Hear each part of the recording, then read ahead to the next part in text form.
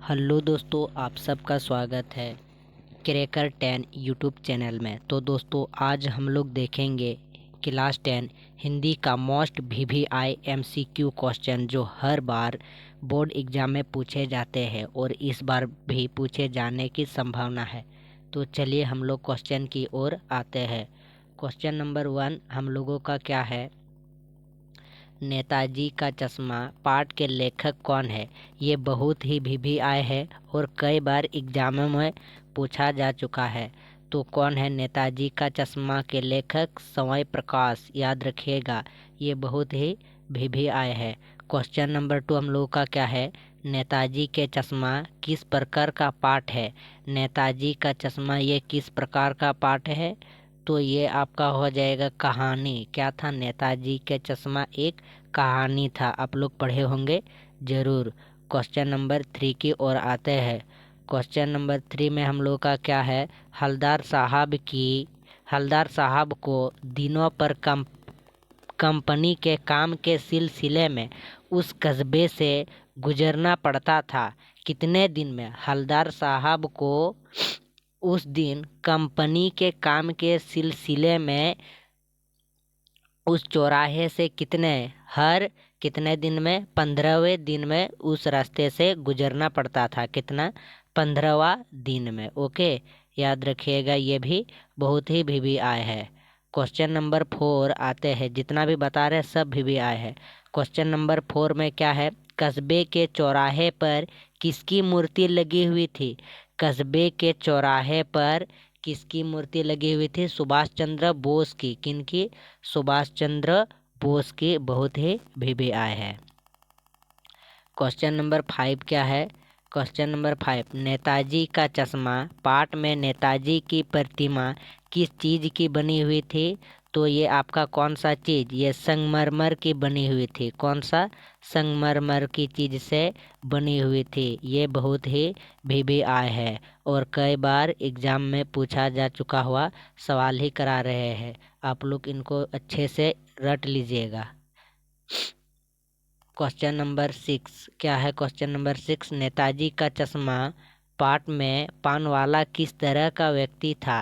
नेताजी के चश्मा के आधार पर पानवाला किस तरह का आदमी था?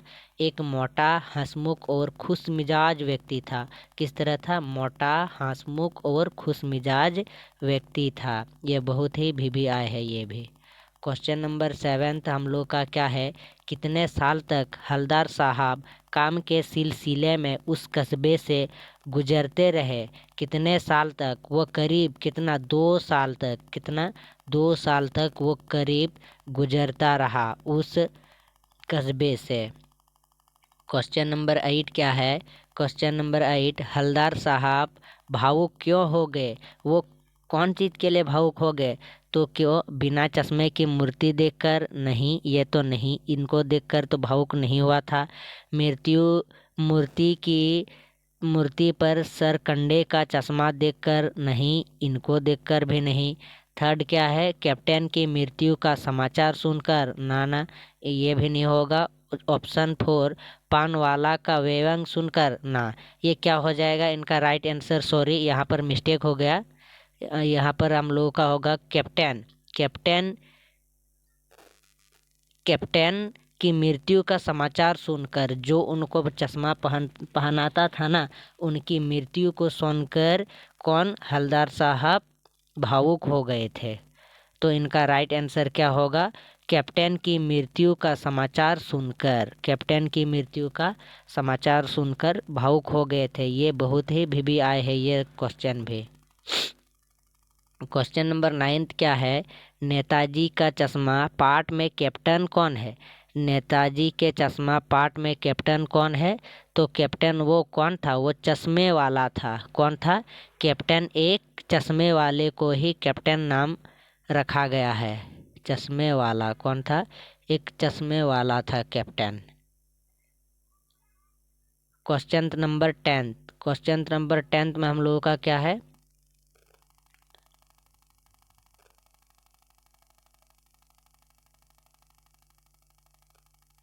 हलदार साहब किस पाठ के पत्र है। तो हलदार साहब कौन सा पाठ से मतलब लिया गया? हलदार साहब का संबंध कौन सा पाठ से? बाल गोविंद भगत, इससे तो नहीं है। नंबर 2 लखनवी अंदाज, इससे भी नहीं है। और नंबर 4 एक कहानी, ये भी नहीं है। तो ये कौन सा? नेताजी का चश्मा। नेताजी के चश्मा से हलदार साहब बिलोंग करते हैं। ओके।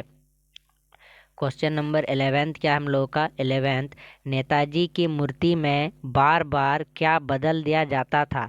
नेताजी की मूर्ति में बार बार क्या बदल दिया जाता था? चश्मा।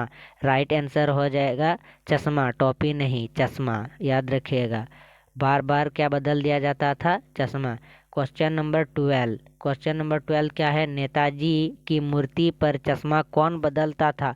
रोज रोज नेताजी की मूर्ति पर चश्मा कैप्टन बदलता था। कौन? कैप्टन। ये भी बहुत ही भी आए है। क्वेश्चन नंबर 13 नेताजी का चश्मा किस प्रकार की कहानी है? नेताजी की चश्मा ये आपका होगा भाव प्रधान। कौन सा? भाव प्रधान। क्वेश्चन नंबर 14 में क्या है? नेताजी का चश्मा का मुख्य पात्र कौन है? नेताजी का चश्मा का मुख्य डायरेक्टर कौन है? तो चश्मे वाले को माना जाएगा। किनको? चश्मे वाले को। क्वेश्चन नंबर 15 क्या है? बाल गोविंद